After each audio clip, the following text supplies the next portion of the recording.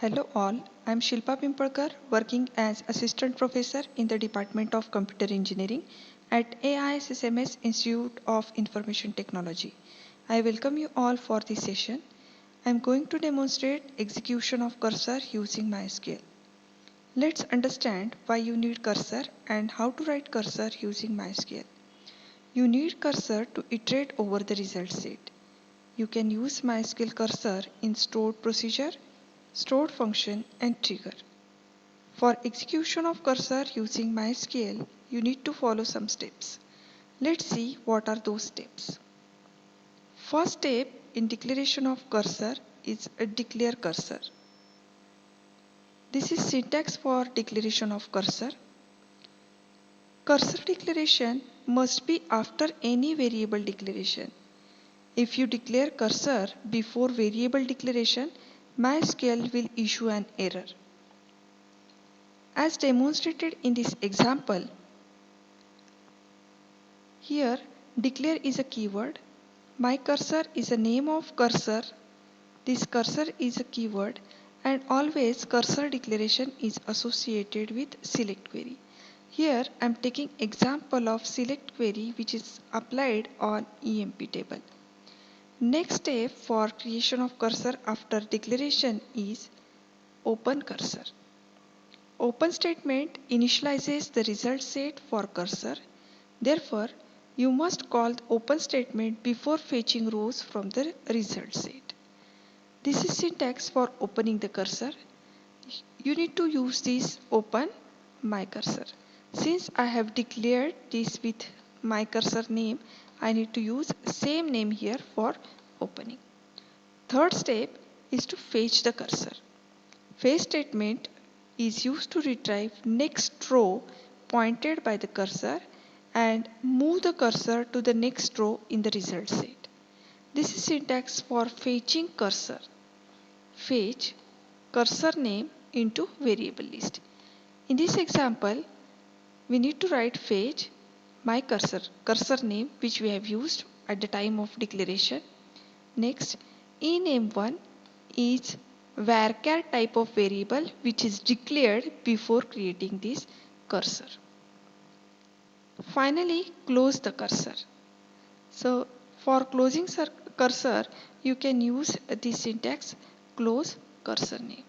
You need to write close cursor name. But when you are fetching cursor, you need to keep track of whether you reach to the end of result set. For doing that, you need to add here handler to check whether you have reached to the end of result set or not.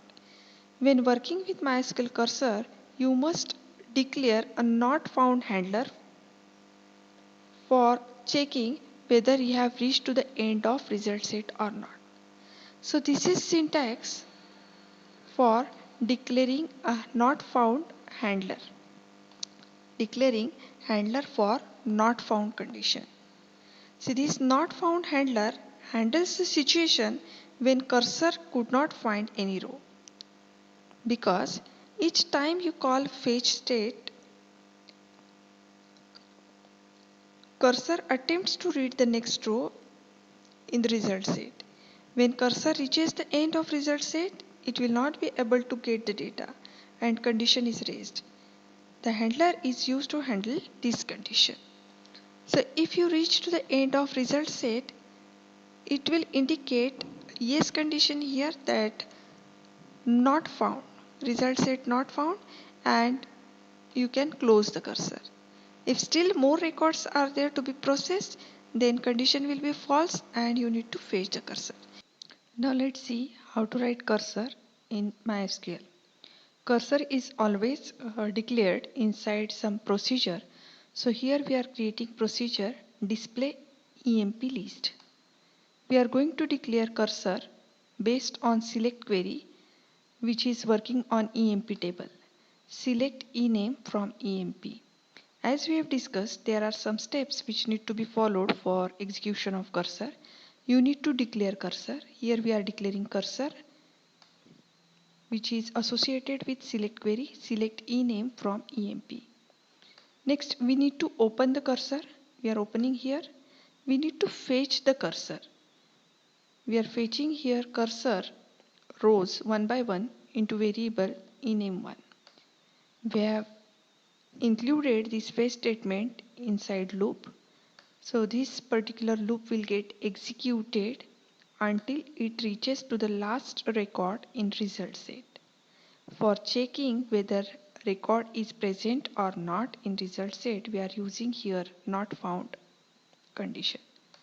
So here we are declaring continue handler on the condition not found. As soon as your cursor reaches to the last record, this finished variable will be set to 1 so that this execution will come out of this particular loop. After each record, we are concatenating, after reading each record, we are concatenating employee name in this name list. And at the end of this code, we are displaying this name list with the select query. Now we'll see execution of this procedure. Prerequisite for execution of this is you must have employee table created. These are contents of employee table. I am going to execute this procedure now. I'm adding this code here in MySQL prompt. This procedure is created. Procedure display emp list is created. I'm going to call this procedure.